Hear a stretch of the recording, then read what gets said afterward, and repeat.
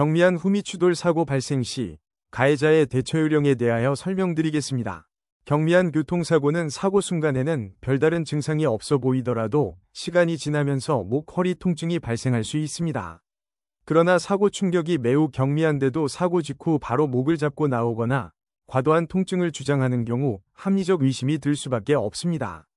그렇다면 가해자의 입장에서 어떤 대응이 현실적이고 합리적일까요? 지금부터 첫째 마디모 신청, 둘째 채무부존재 소송, 셋째 보험사 위임 처리 세 가지 대응 방식을 중심으로 설명드리겠습니다.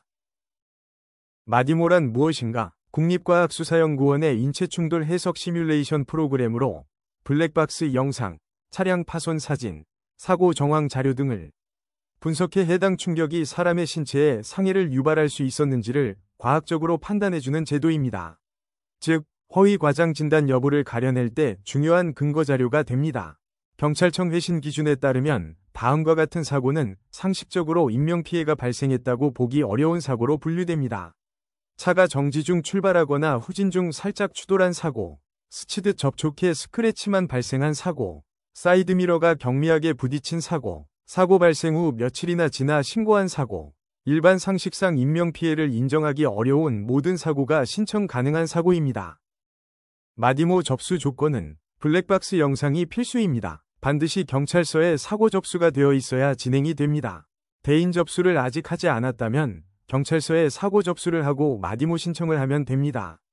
회신 결과에 따라 대인 없는 단순 물피로 처리가 가능합니다. 이미 대인 접수를 했다면 접수 취소하지 말고 대물수리 대인 지불 보증 모두 보류하시면 됩니다. 이 경우도 결과에 따라 취소 여부 결정 가능합니다.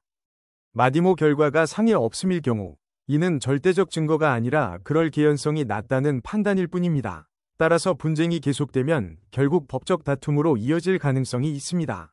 마디모 결과가 나왔음에도 상대방이 받아들이지 않는다면 가해자는 이번 사고로 인한 대인 피해에 대한 배상 책임이 없다는 취지의 채무부존재 확인 소송을 검토할 수 있습니다.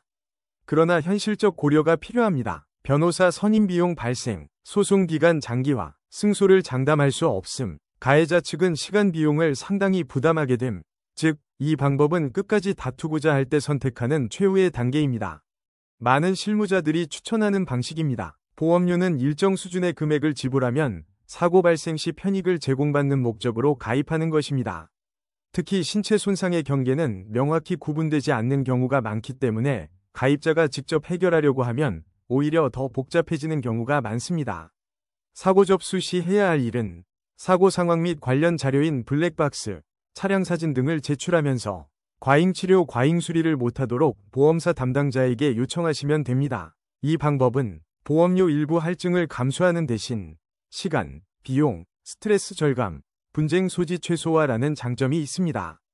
또한 여기서 중요한 팁은 보험 접수 후에 진행 상황, 치료 내용, 상대방 요구사항, 과잉 치료 가능성 여부에 대하여 대인보상 담당자에게 지속적으로 문의해야 합니다.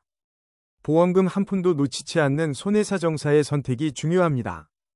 시청해주셔서 감사합니다. 여러분의 구독과 좋아요는 큰 힘이 됩니다.